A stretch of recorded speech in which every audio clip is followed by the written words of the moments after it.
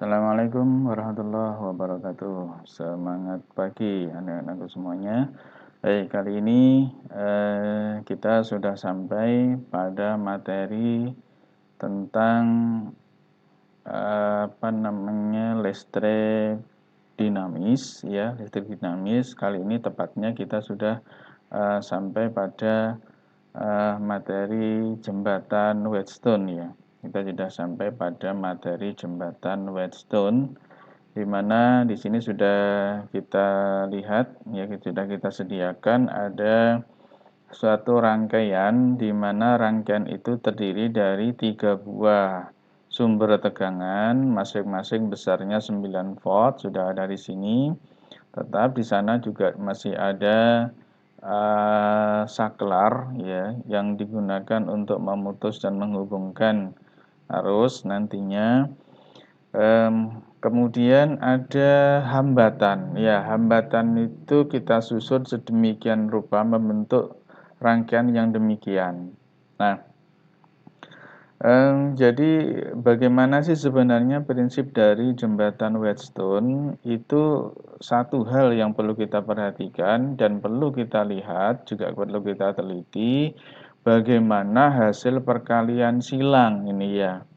Bagaimana hasil perkalian silang antara hambatan yang ada di sini dengan hambatan yang ada di sini. Apakah sama dengan sisi ini dikali sana? Itu.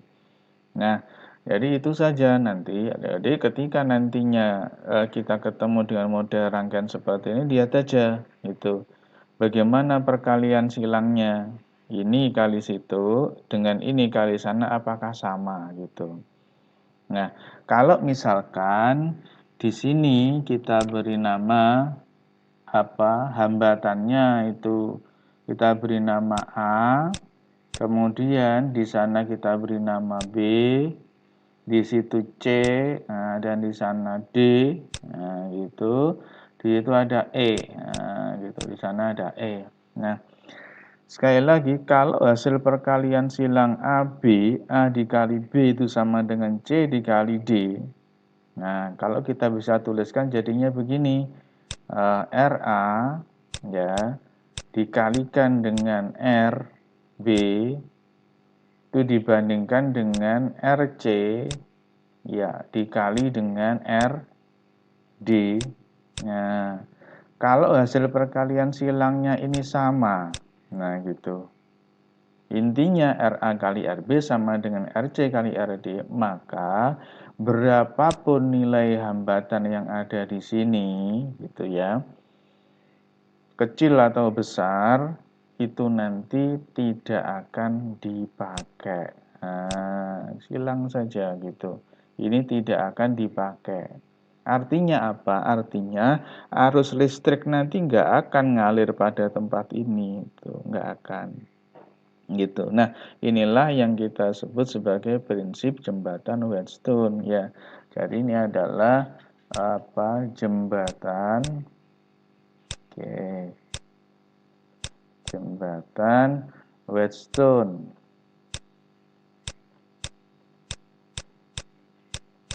Ya, jembatan Whetstone.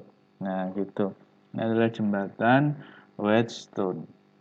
Nah, sehingga kalau hambatan yang ada di tengah ini nanti tidak kita gunakan berapapun besarnya, maka rangkaiannya kita harus ganti. Itu kita harus membuat rangkaian pengganti. Nah, apakah benar ini ya? Kalau ini tadi hasil perkalian silangnya sama, apakah benar arus itu nggak akan mau ngalir ke sini? Mari kita coba lihat simulasinya dulu sebelum kita bahas lebih lanjut. Nah, ini saklar saya tutup. Nah, kita lihat. Nah, gitu. Ini aliran arus listrik yang warna merah ini ya. Tuh, ternyata nyampe sini dia bablas ke sana, yang itu juga terus ke sana. Dia nggak lewat yang ada di tengah gitu. Jadi kalau hasil perkalian silangnya sama, arus nggak akan lewat sini gitu. Nah, sehingga kalau sudah seperti ini, kita harus membuat rangkaian pengganti. Tuh, nah rangkaian penggantinya gimana? Ini kita tekan ke bawah. Titik ini kita tekan ke bawah, yang bawah kita bawa ke atas, kita tekan ke atas. Nah, jadinya kan seperti ini nantinya. Nah, maaf ya, ini rangkaiannya. Oke, jadinya kayak gini. Nah, jadi begini kurang lebihnya. Oke. Nah, jadi kayak gitu. Oh, sorry. Gak apa-apa ya, biarkan aja gitu. Oke, ini. Nah, jadinya seperti ini.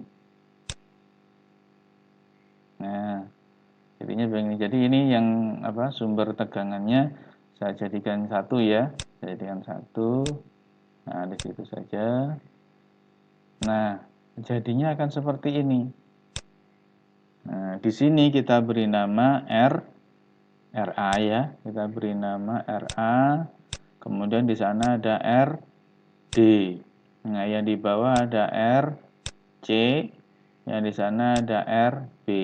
Nah, di situ sumber tegangannya berapa? 9 kali 3 ya, ada 27 ya. Ya, jadi V-nya sama dengan 27 volt. Nah, gitu. Nah, di sini sumber tegangannya 27. Nah, sehingga kalau sudah kita tahu rangkaian penggantinya seperti ini kan gampang lah. Yang ini seri. Nah, kita beri nama RS1. Nah, gitu. Sementara yang ada di bawah juga seri kan. Nah, kita beri nama RS2. Boleh gitu, RS1, RS2. Nah, RS1 ini coba kita hitung. Jadi RS1. Nah, ini berapa? 10 kan masing-masing, berarti berapa ini? 20 ohm. Sementara yang di situ RS2-nya juga 20 ohm. Nah, antara RS1 dan RS2 ini disusun paralel gitu ya, paralel.